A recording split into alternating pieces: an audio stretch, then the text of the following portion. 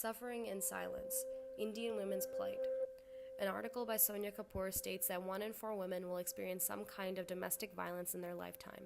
Domestic violence can be done by anyone in the home, but is usually done by an abusive partner. Kapoor continues on by saying that these issues of domestic abuse are just as prevalent among the South Asian community. Many Indian women don't have the means to get legal help and are often told that what they have gone through is normal. Due to these factors, women remain silent.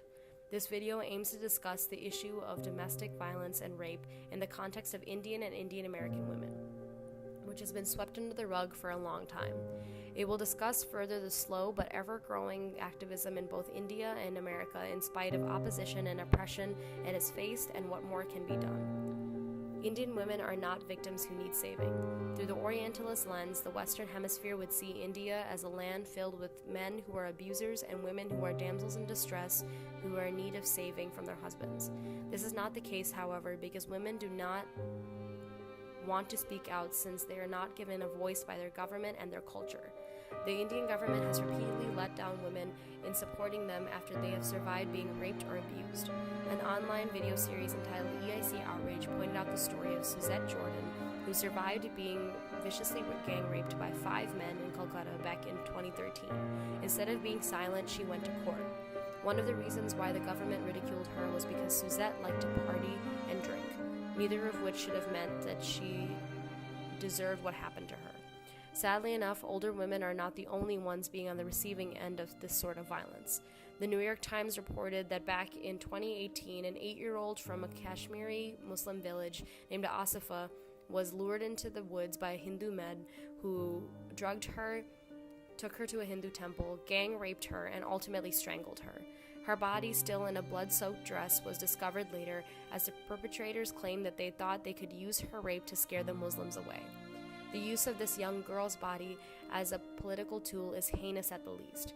Hearing cases such as these, one would question why women and children would be so devalued in Indian society. This is due to the dowry system, which requires the parents of the bride to pay large sums of money or dowry to the groom's parents. Until the recent century, girls were not educated, since culture dictated that women did not need an education to become homemakers. The result, thousands of female fetuses are aborted and babies abandoned just for being born female. Author Shreya Bandari postulates that problems arise when men carry that same mentality of devaluing women into their marriages. Abusers will often control their wives through physical or financial abuse or isolation. According to V.G. Julie Rajan, their community will also make them believe that there are no problems that can't be solved privately. Article author Rupa Chatterjee points out that many Indian women have to behave like superwomen and have so many responsibilities to take care of, whether it be their family or their community. They should not be punished for making minor mistakes with that balance occasionally. According to an article by Soma Chowdhury, these women have to deal with patriarchal bargain, which means that they find themselves in a situation where they cannot act freely out of fear of retaliation, but they also don't want to be mistreated.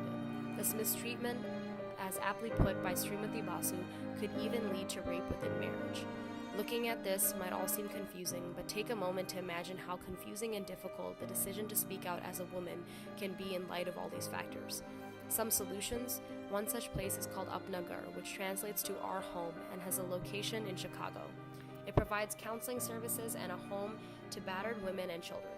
As secretive as Upnagar is, they do have a handful of interviews on their website. One such interview is with a woman named Farah, whose husband and in-laws abused her after she came from Pakistan. Farah is known as a marriage migrant, or a person who moves from her current country of origin to be with her spouse. When she arrived, she was not given financial responsibility and was forced to work.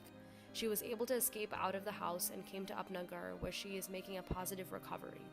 If activism is strengthened, 40,000 cases of rape in India would decrease each year, according to the Express Tribune.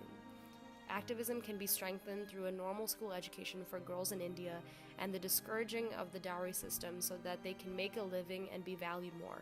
In terms of women in the U.S., donations can be made to organizations such as Upnagar. As an Indian woman myself, as well as a woman who knows survivors of abuse, my goal is to spread awareness to others about this topic that is rarely talked about because, believe it or not, Indian women are important and should have the right to break their silence.